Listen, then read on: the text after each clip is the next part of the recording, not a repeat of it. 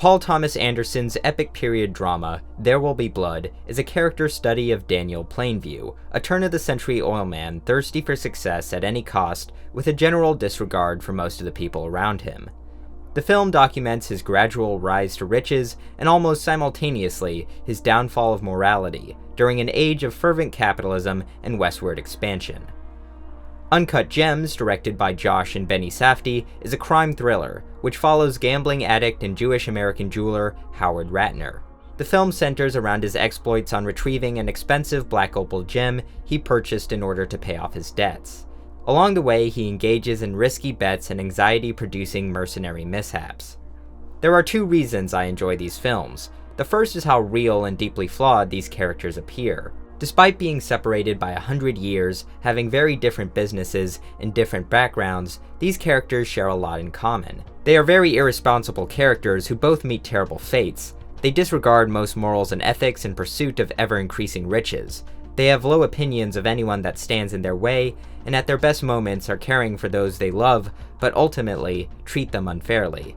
The second reason is that the way these films are presented, from the cinematography, to the editing, to the music choice, greatly adds to the immersion and effectiveness of the stories being told, and it is very difficult for me to imagine these films ever doing their job better.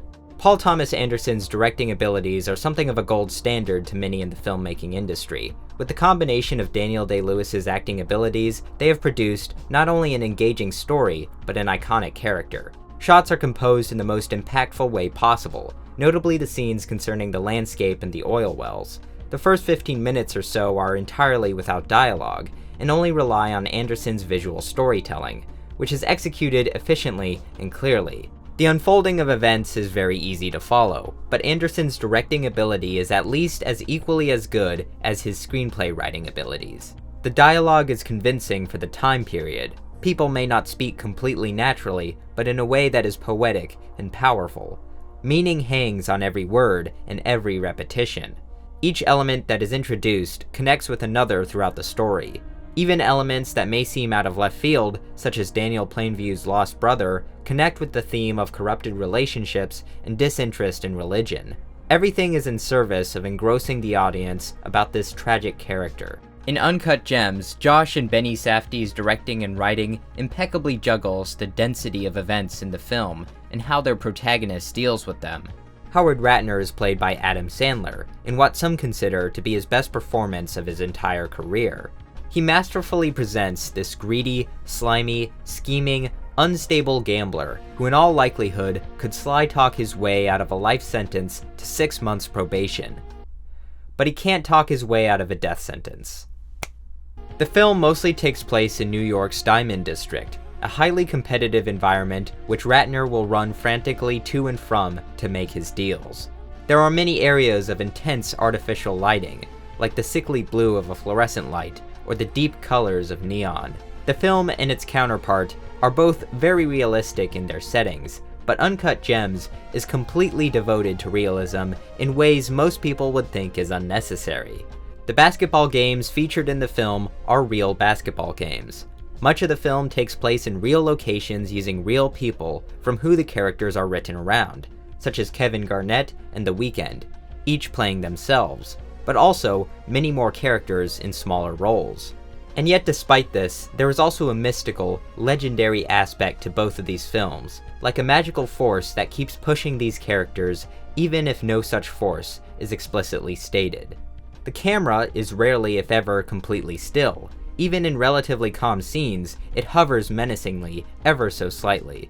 It follows Ratner in his day-to-day life constantly. It never stops moving. The Safdies are never afraid to get an extreme close-up to show exactly what is on Ratner's mind. The dialogue is fast-paced and gritty. Ratner swears excessively, and conversations frequently overlap each other. It seems like the film is doing everything in its power to make you feel anxious, and rightfully so.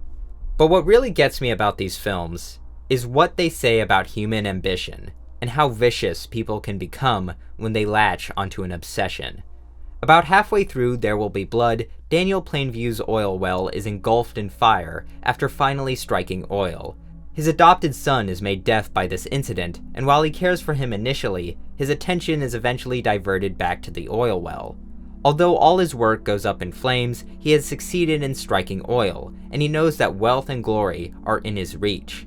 He intensely gazes at his fiery construction with wide eyes, and in these eyes you can see his raw determination and his endless thirst. At the beginning of Uncut Gems, when Howard Ratner first receives his gem in the mail, he stares at it intently while completely ignoring a disgruntled employee. This gem will eventually destroy him, but it is also a gate to riches and glory. He knows with this in his hand, he can succeed.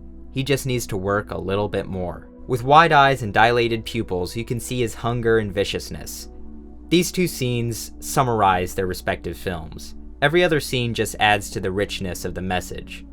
They also summarize the driving force behind human ambition, a force responsible for so much glory and so much crime. Daniel Plainview looks at his oil well. Howard Ratner looks at his gem.